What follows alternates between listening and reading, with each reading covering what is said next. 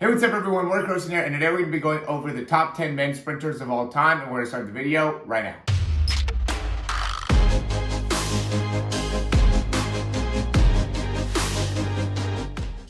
Alright, so I thought I'd make this video just because we're finishing up with the Olympics and there's been so many great sprinters in the history of time, and so I thought I'd go into the top 10. A lot of Americans, a lot of Jamaicans, obviously those end up being the two top sprinting places, but really I went into overall accomplishments, top times, a little bit into form and technique, but most of it has to do with how they were able to perform at the highest stages. And we're going to go ahead and get started with the list.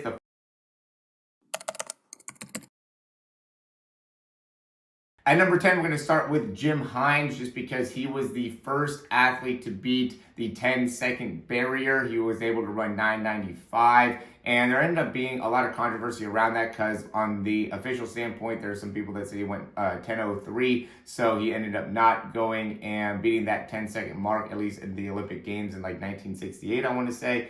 But then he still ended up beating that mark in the 70s. And it still didn't end up being 100% official just because it ended up being at a high altitude. But he still won 2 Olympic gold medals, and many consider him to be the first person to be able to beat that 10-second barrier. So at number 10, we got Jim HINES.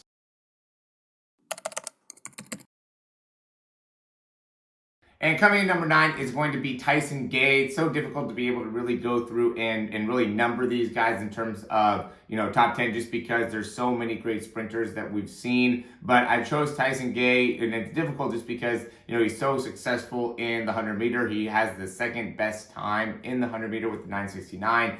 He won 1 Olympic silver, 3 world championship golds, just one of the top sprinters ever. And, the reason that I didn't put him higher up is just because, some of the other sprinters were doing it longer or had more Olympic golds, or, were just able to have more success at other races other than just the 100 meter. Like Tyson Gay was really great at the 100 meter. Some of the other guys were great at the 100 meter and the 200 meter, or just over a long period of time just had so much dominance. So I thought Tyson Gay coming at number 9 was a great place for him to be, but he's still one of the top sprinters. So, he, in terms of his 100 meter, he'd probably be top 3 100 meter sprinters ever. But, in this, I included the 100 meter, the 200 meter, and the 400 meter in terms of, who can qualify for the top sprinters ever.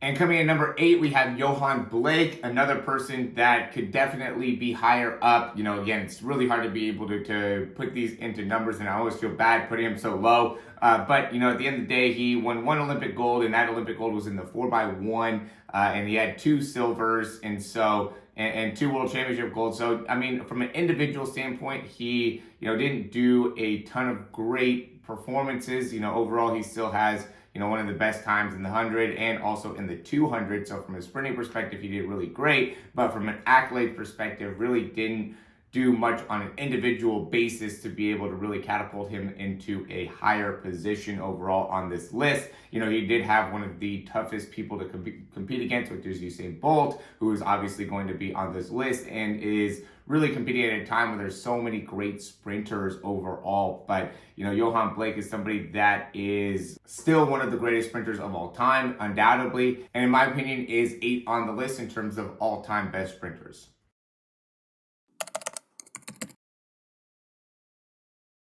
And coming in 7th is Maurice Greene, one of the best American sprinters ever, had 2 Olympic golds. One of those was in a 4x1, but then also one in the 100, and won 5 world championships, had the world record for the 60 meters for a while, ran a 9:79 in the 100. Really did some great accomplishments in terms of, overall sprinting, and in the 90s there was one of the top sprinters in the world, undoubtedly, and, is number 7 on the list. Great form, great technique, a little bit shorter overall from a sprinting perspective, but still had such an amazing top end speed, and was one of those guys that was just insanely built overall as an athlete, and really showed that being able to utilize the weight room is something that could be hugely beneficial in terms of your overall performance. So number 7, Maurice Greene.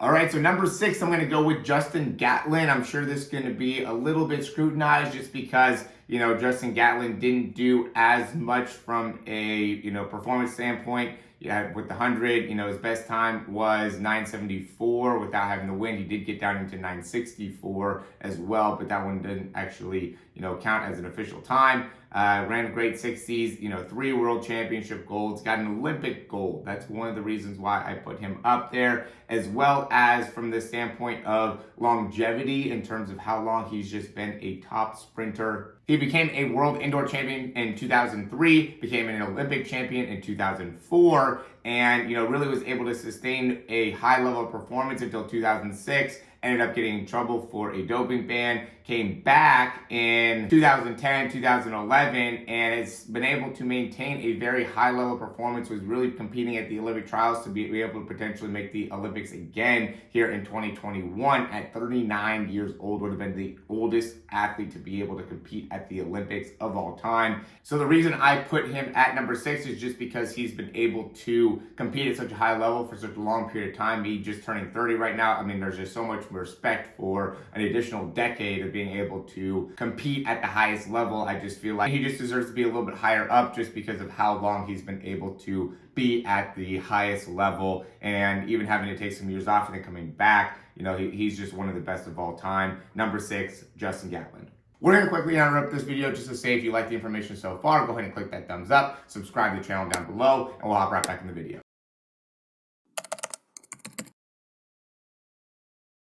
At number 5, I'm going to give to ASAFA Powell, and while he does not have the same amount of golds as some of these other guys that might have been below him, he does have 1 Olympic gold in the 4x100 again, 2 World Championship golds, and in a lot of people's minds was kind of frustrating in terms of his performance in a lot of the biggest races, did not always show up, and a lot of times ended up getting a little bit worse of a position than a lot of people predicted going into the race. But overall, he has the record for the most sub 10 100 meter performances, which is 97, which I think is absolutely phenomenal. Again, gotta give a lot of respect to the people that have been able to compete at a very, very high level for a sustained period of time. That ends up being the big thing here in my scoring, is like, if you were able to do it for a while, then I kind of raised you up overall. Still had to get accolades, still had to perform at high levels, still had to have great times, but in terms of your sustainability, that ends up being a big thing as well. And so ASAFA Powell, number 5.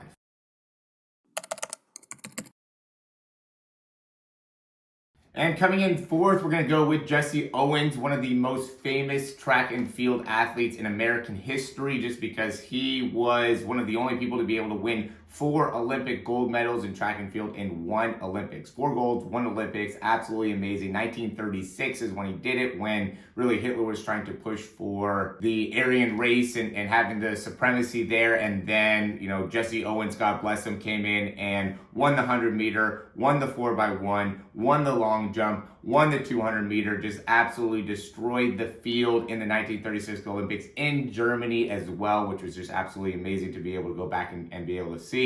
And, ran some great times at the time, 10.3 in the 100, 20.7 in the 200. Was just really able to achieve some great things, 8.06 meters in his long jump, and so just killed the field, and, one of, again, the greatest athletes of all time. Number 4, Jesse Owens.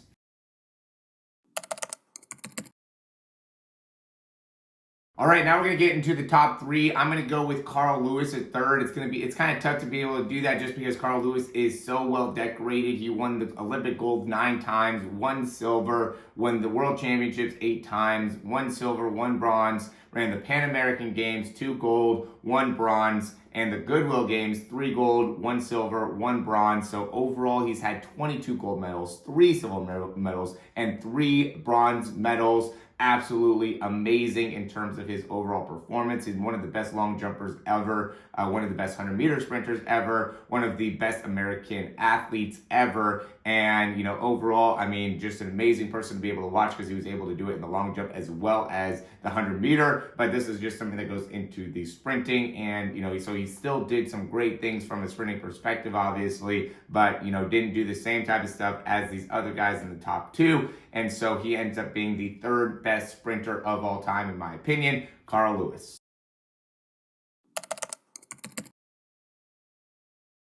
And at number 2, I'm going with Michael Johnson just because he competed at such a high level in both the 200 meter and the 400 meter, won the Olympic gold in both the 200 and the 400 meter in Atlanta, won the 400 meter by itself in Sydney in 2000 in terms of the Olympic Games, won 8 gold medals in the World Championships, won 4 gold medals on the Goodwill Games, really won gold all the time. You know, like he never came in second, never came in third. He was just a full-on winner. And again, you know, won the 200 meter, won the 400 meter. That was the big reason why I put him at number 2, is because he competed at a high level in more than just one event. Where Carl Lewis, you know, he did compete in the long jump as well, but that's not sprinting, that's jumping. He just really competed at the 100 meter primarily, and, you know, obviously the 4x1 as well, but, you know, it's a whole other thing when it comes to winning the 200 meter gold as well as the 400 meter gold, and still, you know, ran 10:09 in the 100 as well. So was a great athlete. Afterwards, he is one of the top sprinting coaches now as well. So Michael Johnson, to me, is the second best sprinter of all time, especially for what he's been doing after hanging up the spikes and continuing to be a big advocate for teaching people in sprinting, and has a really unique style in his sprinting mechanics in general, and really having that backward lean when he's sprinting and still being able to be one of the best sprinters of all time, I think is an amazing accomplishment again. So Michael Johnson, number 2.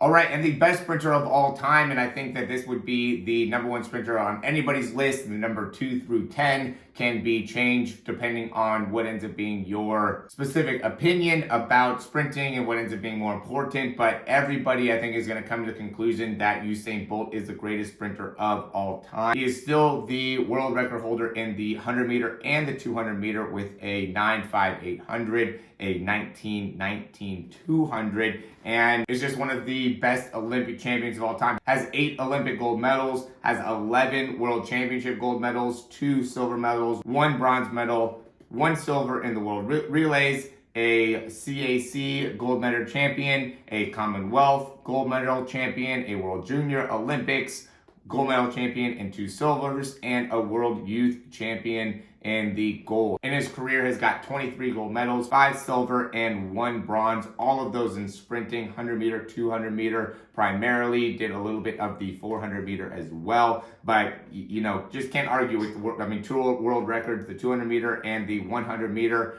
One of the most decorated athletes of all time, and even ran a 4.22.40. So really can't argue with Usain Bolt being the number 1 sprinter of all time. So it comes to no surprise that he is the number 1 sprinter. As always, guys, thanks for watching this video. If you like the information, go ahead and click that thumbs up down below. Subscribe to the channel. And if you have any questions, comments, or recommendations, you can leave those down below. Would love to hear what your guys' list would end up being from 10 to 1. Leave that in the comments. We'll be happy to be able to respond to that. And I'm sure we'll also get some back and forth within some other viewers as well. So let me know what you guys think. Let me know if you think there's somebody that I missed or anything like that. And would be happy to take any questions, anything to further the conversation. So, and as always, I'm going to throw in the speed breakdowns. Check that out in the description down below. We want to continue to add value to you guys to be able to give you a better understanding how to run faster, how to be a better athlete overall. And, you know, with those breakdowns, you send your videos to me. I'll go over your start, your drive phase, your top end speed phase, different angles, different understanding of what you can do in order to improve your top end speed primarily. But, you know, your drive phase ends up being a big part of top speed. Even your start is going to make a big impact on your ability to achieve top end speed potential. And so really with the breakdowns, we're going to focus on foot contact time, your ability to turn over your feet faster, and really being able to maximize your performance within those 2 areas will make it so you're going to make a big difference in your speed. Find out more in the description down below. Again, thanks for watching, and we'll talk to you soon.